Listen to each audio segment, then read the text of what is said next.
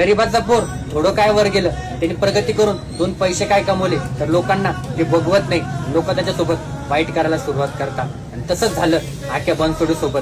काही जळक्या प्रवृत्तीच्या लोकांनी त्याच्या दुकानात घुसून त्याच्यावर चाकूने वार करून त्याच्यावर प्राणघातक हल्ला केला आणि त्याला गंभीर जखमी केलं. पण सुदैवाने तो सध्या सुखरूप आहे, हॉस्पिटलमध्ये ऍडमिट आहे. पण का रे दादांनो, का केलं असं? तो पण आपल्यातलाच एक गरीब, ज्याने शून्यातून स्वतःचं विश्व निर्माण केलं आणि दोन पैसे काय कमवले तर तुम्हाला ते पण बघितलं नाही का? अरे मान नाही, तुमच्यामध्ये काही वाद असेल, द्वेष असेल, दुश्मनी असेल आणि त्याचा बदला अशा प्रकारे घेणं हे योग्य नाही. बसून बोलून पण एकमेकातील दुरावे दूर होतात, त्यासाठी प्राणघातक हल्ला करणंच गरजेचं नाही. अरे उलट तुम्ही देखील कष्ट करा आणि मेहनत घ्या, त्याच्यापेक्षा वर जा आणि मग त्याची बरोबरी करा. आख्या भावा, तू काळजी करू नको, आम्ही सर्वजण तुझ्या सोबत आहे. तू फक्त लवकर बरा हो. आजपर्यंत तर तू मार्केट गाजवलंच आहे आणि पुढे पण तुला मार्केट गाजवायचं आहे. गेट वेल सून आख्या ब्रो.